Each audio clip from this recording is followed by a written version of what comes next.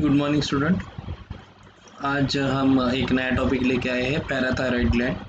क्योंकि मेरा ट्यूशन में आना नहीं हो रहा है तो इसीलिए आज हम इसी टॉपिक को कंटिन्यू कर रहे हैं जो पिछली बार हम लेने वाले थे। ओके, सो पैराथायरॉयड ग्लैंड, इसके बारे में आज बात करने वाले हैं। ओके, तो सिंपल बात एक याद रखना है कि पैराथायरॉयड ग्लैंड जो है वो होती कहाँ पे है ना। जैसे कि पहले एक बात तो समझ लेते हैं कि मान के चलते हैं कि that this particular portion, okay, and here is the elongation of the trachea. मान के चलते हैं क्या है, ये ट्रैकिया है, ठीक है। इधर मान के चलते हैं हम कि that there is a vocal cord, okay, there is a vocal cord, okay. और यहाँ पे एक पर्टिकुलर पोर्शन रहेगा, there is a flap available here, okay, that flap is epiglottis, okay, epiglottis will be the flap. And here you have your hyoid bone which continue up to the tongue, मतलब ये टंग तक continue होने वाला एक bone है, ऊपर से जो मतलब निकाला हुआ है, ठीक है। ये वाला जो बोन है, this will be the hyoid bone, okay. This particular portion will be the epiglottis, okay, simple. And then we have our I will draw the gland, okay, the gland which known as a thyroid gland. Let's consider this is the thyroid thyroid gland. So the thyroid gland is basically present in the anterior portion of the trachea, okay. Always keep in mind, thyroid gland is present in anterior portion of trachea. Now this view, what we are looking now towards this diagram, is the posterior view. Keep in mind this view is the posterior view, मतलब हम उस gland को पीछे से देख रहे हैं। तो ऑफकोर्स पीछे से देखोगे तो आपको ग्लैंड आगे दिखेंगे, ट्रैकिया पीछे दिखेगा। अब ये जो ग्लैंड होती है उसके पोस्टीरियर, जो ग्लैंड का जो पोस्टीरियर पोर्शन होता है, पीछे वाला जो पोर्शन होता है, वहाँ पे आपको इस प्रकार से छोटे छोटे ग्लैंड ऑब्जर्व किए जाएंगे, okay. And these small glands are nothing but parathyroid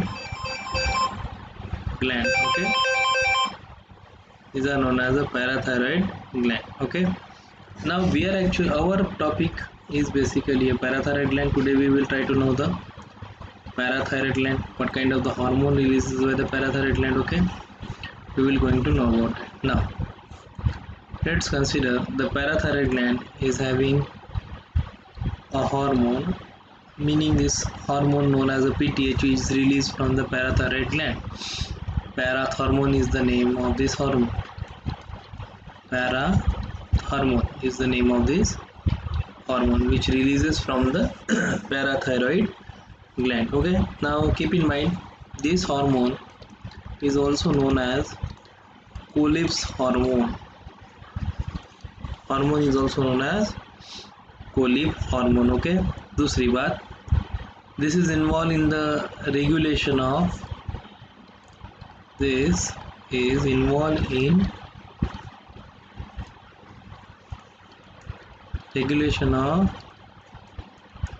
calcium and phosphate balance, okay, in the blood. So it maintains calcium and phosphate balance, okay.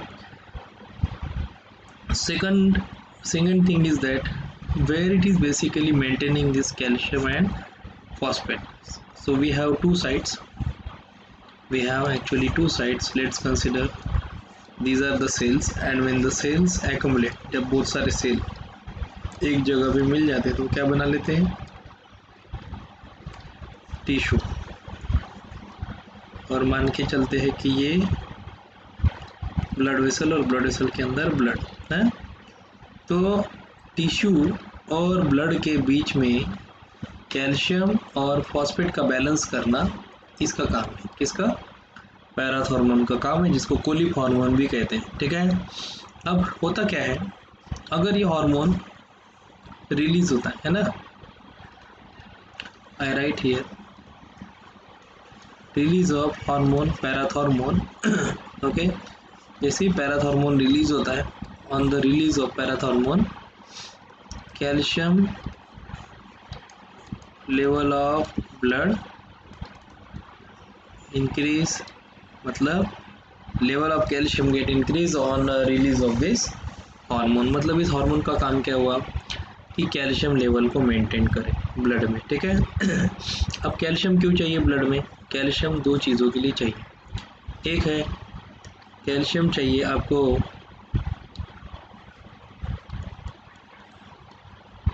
Blood coagulation के लिए। किसके लिए? ब्लड कोआगुलेशन के लिए। कभी भी हो सकता है एक्सीडेंट आपका, तो ब्लड कोआगुलेशन ज़रूरी होता है ऐसे समय में।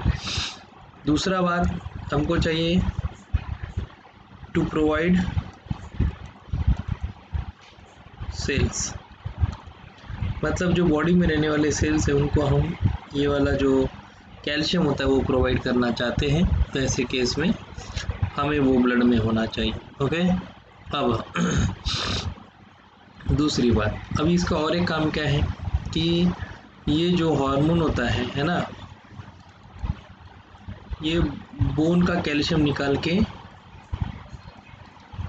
ब्लड में डालता है।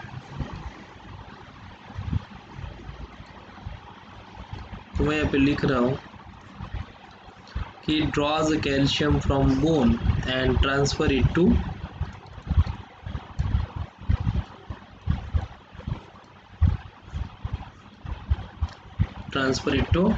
blood, transfer it to blood. Okay. So and the important thing is that it also actually increase absorption of calcium from intestine, मतलब अपने जो अतड़िया है वहाँ से कैल्शियम एब्सॉर्ब करना भी इसी हार्मोन का काम होता है। ठीक है। इसके बाद दूसरी बात ये, क्योंकि कैल्शियम ज़्यादा ब्लड में एब्सॉर्ब होता है ना, तो होता क्या है यूरिन में जो कैल्शियम जाता है वो भी कम जाता है ना। तो मतलब और एक फंक्शन क्या हो गया, reduce the level of calcium in urine, ये भी एक फंक्शन हो गया, क्योंकि वो एब्जॉर्ब ज़्यादा करता है और रिलीज़ कम होने देता है। ठीक है। अब दूसरी बात, अब जो ये आपका पैराथॉर्मोन रिलीज़ होगा, अगर पैराथॉर्मोन हार्मोन को रिलीज़ होना है तो डिपेंड करता है कि आपके ब्लड कैल्शियम कितना है, ब्लड में कैल्शियम का लेवल कितना है उसके हिसाब से डिपेंड करेगा। अगर ब्लड का कैल्शियम लेवल कम रहा है ना, कैल्शियम लेवल अगर ब्लड का कम रहा तो पैराथॉर्मोन का लेवल ज़्यादा हो जाएगा। कैल्शियम का लेवल ज़्यादा रहा, पैराथॉर्मोन का लेवल कम हो जाएगा। ठीक है। मतलब ये वाइस वर्सा काम करती है। ठीक है। अब कैल्शियम और फॉस्फेट का कॉन्सेंट्रेशन फिर ब्लड में मेंटेन हो जाता है। ठीक है। तो ये तो होगी पैराथॉर्मोन की बात, लेकिन क्योंकि हमें कैल्शियम बोन में भी चाहिए और ब्लड में चाहिए, अगर हमें ब्लड में ज़्यादा चाहिए तो पैराथॉर्मोन की ज़रूरत है। लेकिन हम चाहते हैं कि बोन स्ट्रांग हो, बॉडी के बोन स्ट्रांग हो, तो कैल्शियम आपके बोन में भी होना ज़रूरी है। तो इसके कारण क्या होता है इसके कारण ये होता है कि जो ब्लड का कैल्शियम होता है वो बोन में एब्सॉर्ब होता है। ठीक है। तो अभी दो हार्मोन की यहाँ पे बात करना चाहूँगा। पहले मैं इस चीज़ को थोड़ा बहुत मिटा देता हूँ। I will rub this point. Let's consider this.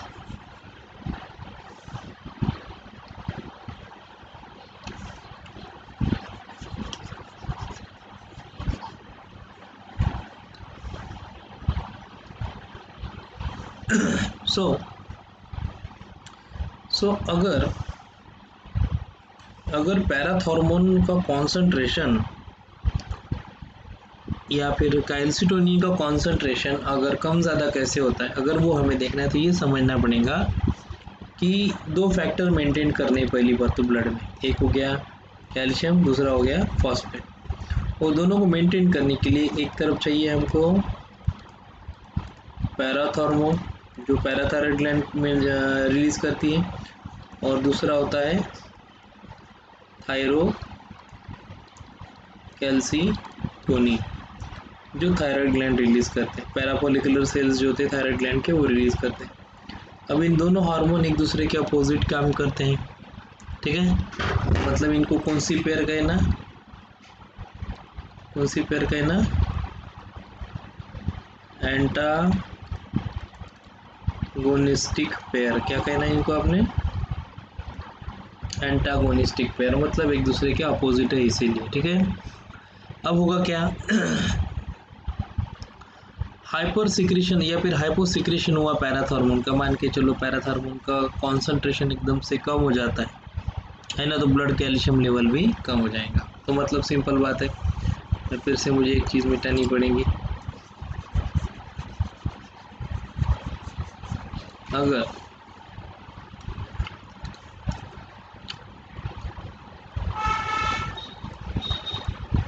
Calcium level अगर ब्लड में क्या हो जाएगा, कैल्शियम लेवल अगर कम रहेगा तो पीटीएच हार्मोन का कॉन्सेंट्रेशन क्या हो जाएगा, बढ़ जाएगा। ये नॉर्मल चीज़ होगी कि कैल्शियम लेवल कम होने से पैराथॉर्मोन हार्मोन का कॉन्सेंट्रेशन बढ़ जाएगा। लेकिन अगर ऐसा हुआ मान के चलते हैं कि कुछ पर्टिकुलर डिसीजेस के कारण हाइपो सिक्रेशन हो जाता है पैराथॉर्मोन हार्मोन का, हाइपो मतलब कम, मतलब पीटीएच अगर कम हो जाता है तो क्या होगा,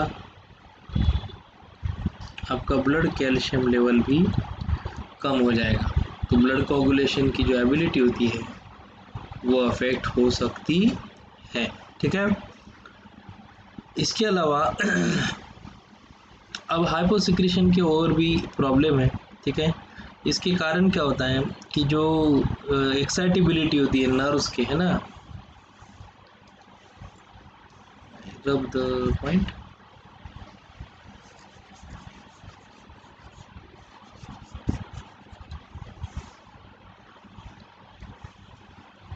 कैल्शियम का लेवल कम हो जाएगा अगर अननोइंगली हाइपोसिक्रेशन होता है तो, ठीक है। इसके कारण क्या होगा, it results in a nerves excitability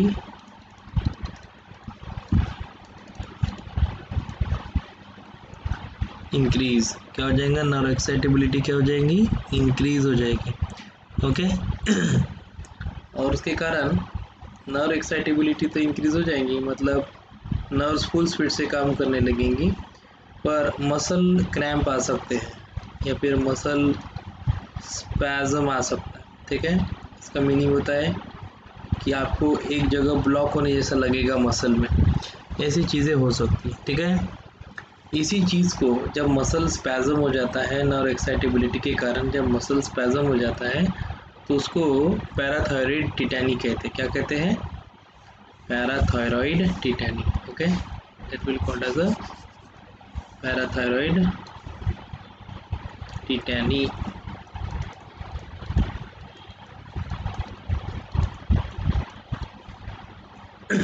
can be known as a parathyroid tetany, okay. पर ये हुआ जब हाइपोसिक्रेशन होता है, मतलब पीटीएच अगर कम रहा तो फिर ये होना मसल स्पैज़म होना या फिर पैराथायरॉयड टिटैनी हो जाना, ये एक बात हो सकती है। लेकिन अगर पीटीएच का हार्मोनल कॉन्सेंट्रेशन इंक्रीज हो जाता है, let's consider the concentration of PTH if we get increase, तो क्या होगा, पीटीएच हार्मोन का कॉन्सेंट्रेशन कुछ एबनॉर्मल चीज़ों की वजह से अगर इंक्रीज हो जाता है तो होता क्या है, more and more absorption of calcium,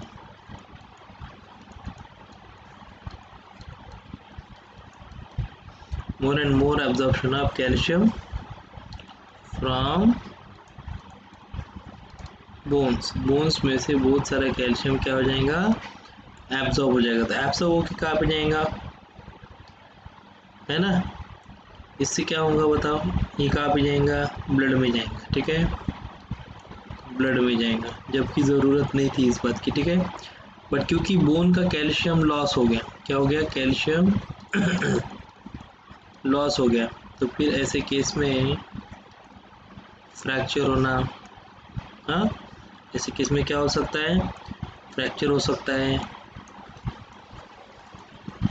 bone में बेंड आ सकते हैं, बोन में क्या आ सकते हैं, बेंड आ सकते हैं, और बोन सॉफ्ट हो सकते हैं, ठीक है। तो फिर ऐसे केस अगर होते हैं, फ्रैक्चर जल्दी होता है, बॉन्ड बेंडिंग हो जाती है बोन्स की, तो ऐसे केस में ऑस्टियोपोरोसिस नामक डिसीज होने के चांसेस बढ़ जाते हैं, ऑस्टियोपोरोसिस होने के चांसेस बढ़ जाते हैं। तो आपने यहाँ पे देखा कि कम होने के बाद क्या होता है, पैराथायरॉइड टिटेनी, और ज़्यादा होने से ऑस्टियोपोरोसिस हो सकता है, ठीक है। So this is what all about the parathyroid gland, ठीक है, सिंपल। Thank you.